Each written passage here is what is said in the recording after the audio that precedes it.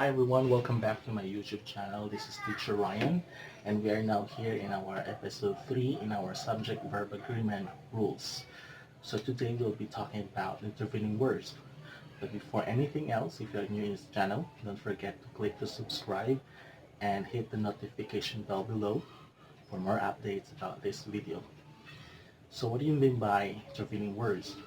So intervening words is basically a set of words such as phrases, modifiers, clauses that will actually give an extra information about the subject, but they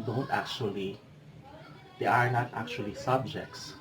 So most of the time, as I have observed in some papers, once there is an intervening words, they thought that is a subject or an additional subject that would lead to confusion and even to error. So that is something that we have to avoid. Okay, so I have here 9 listed sentences with choices of the verbs, and let's look at how we analyze the agreement between the subject and the verb. Okay, so let's begin. So let's first identify where's the subject and the agreement of the verb. The acoustic guitar as well as electric guitars have to be tuned for our big concert tonight. So let's first analyze where is the subject here. The acoustic guitar. Now you might be thinking that as well as the electric guitars is actually subject, an additional subject, but actually this is what we call intervening words. So the phrase as well as the electric guitars is actually additional information about the main subject, the acoustic guitar. So the intervening words as well as electric guitars will not affect the agreement of the subject. So we'll underline the phrase, the acoustic guitar, as well as the electric guitars is an intervening word or words.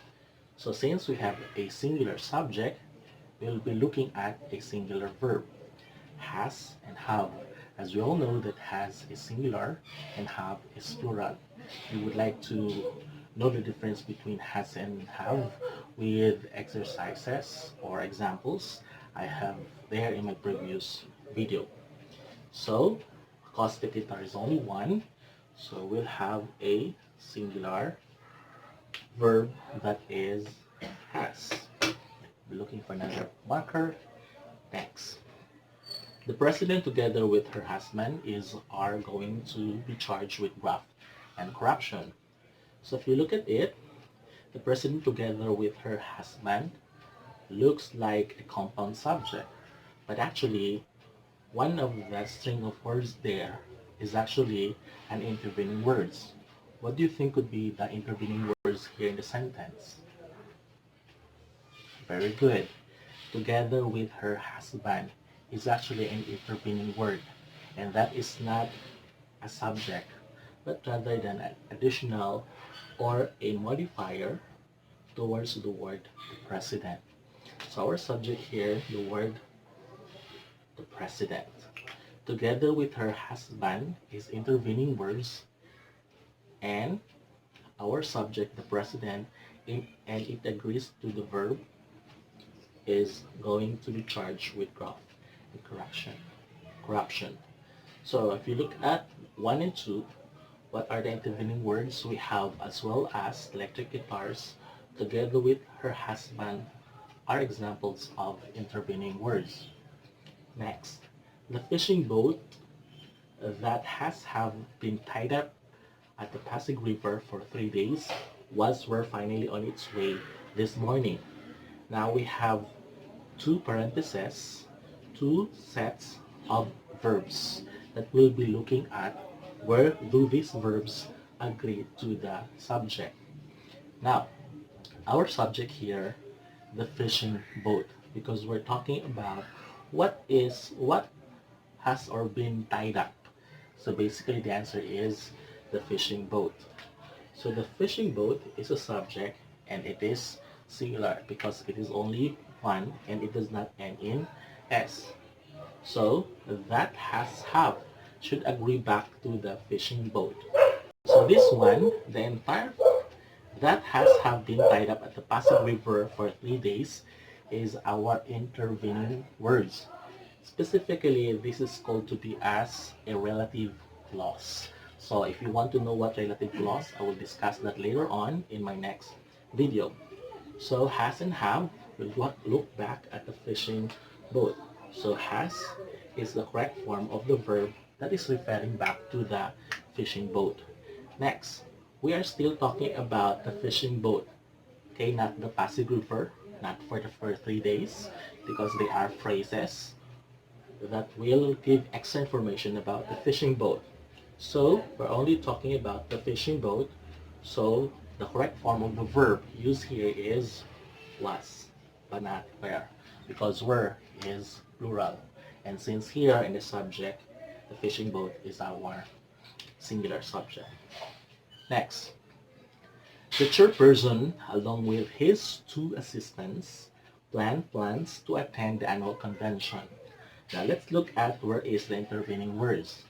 So along with his two assistants is our intervening words that will give additional information about the chairperson.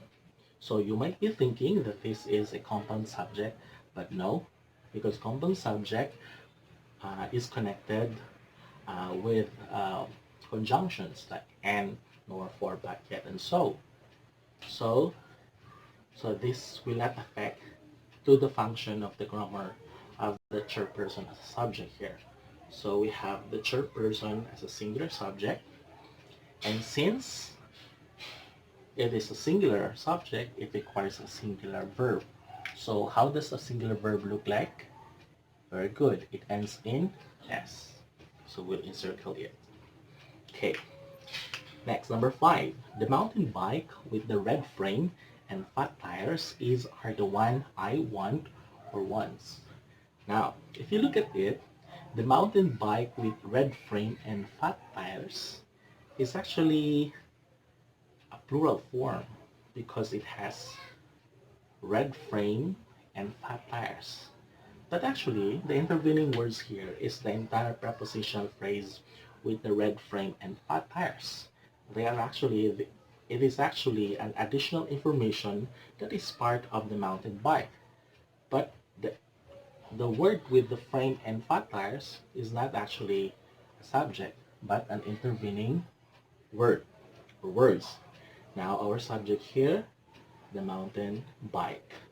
Okay, now since we have a mountain bike as a singular subject, it requires a singular verb. So the choices are, we have is and are. So it's very obvious that is a singular verb. The one, okay, there's an embedded clause that I want or wants. So it talks back not the mountain bike, but who wants the bike? I. So I is the subject and it is a singular in meaning but plural in form. So I want. So plural in form. So basically it requires a plural verb. Want. So you haven't heard someone saying I wants. No, it's grammatically erroneous. Next, number 6. The issues of cha-cha and con-as continues to be on every voter's mind. Now let's look at what is the intervening words here. So the intervening words is the phrase of cha-cha and con-as. They are not a subject, but actually they are intervening words that will just add information about the issues. So our subject here, the issues. So since issues ends in S, that is plural. So singular form of issues. Alright, next. So the issues, plural in form, so it requires a plural verb. How does a plural verb look like? Does it end in S? No, it does not. So we'll be looking at the word continue, because continuous is a singular verb. So here in the sentence, the subject the issues, plural, so plural verb. So there is a agreement. Next, the shoppers in the store looks tired. Now, what do you think could be the intervening words here? So the intervening words in the store. So this is a prepositional phrase because it begins with in along with the phrase, noun phrase, the store. And it is not a subject, but it is just an extra information about the shoppers. So the shoppers here is actually our subject. So we'll underline the phrase the shoppers. Now, shoppers, plural. It requires a plural verb. So we know that plural verb does not have a s. So look tired. The shoppers in the store look tired. Okay, number 8. His collection of manga comics are valuable. So who do not want manga comics, especially for millennials and young ones, right? So what do you think would be our subject here? Not the manga comics because of the preposition of, and that is our intervening words that will just add information about collection. Very good. The collection is plural or singular? Very good. It is singular. Collection. Okay, it does not end in s. So that is singular. So our subject here is his collection. Since it is a singular verb, singular subject, it requires a singular verb. Is. Okay. Next. Oh, I underlined some of the verbs here. It should be encircled. Okay, what else? Okay, that's it. Lastly, Madame Aring, said by many followers, predicts the future. So, who is Madame Aring? She's actually a Filipino fortune teller who I do not know where she is right now. Maybe she is enjoying her life. But there are a lot of fortune tellers here in the Philippines, but Madame Aring is one of them. So, what do you think could be our subject here? Is it Madame Aring, or many followers? Very good. Madame Aring is our subject here. Said by many followers is actually a, a verbal phrase said by many followers. So this is an intervening word. Madame Aring is our subject, and it is in the present form of the verb, singular verb that ends in s. Very good. Predicts the future. So let's do a recap. How does intervening words function? So basically, they are phrases, clauses, and even verbal phrase that will just add or modify, limit the subject, but they are not subject. They will just support the subject. So how do you know that they are intervening words? They actually begin with as well as, together with, that has, or the entire relative clause, along with, of phrase, prepositional phrase in the store, of phrase, and verbal phrase such as said by many followers. So they are not subjects again. They will just add up information about the subject. So if you have any question regarding about these examples that I presented, you can just comment down below, and if you would like to suggest something about this video, so you may. So don't forget to click and subscribe to this video again. Thank you, and see you in the next episode. God bless. Bye.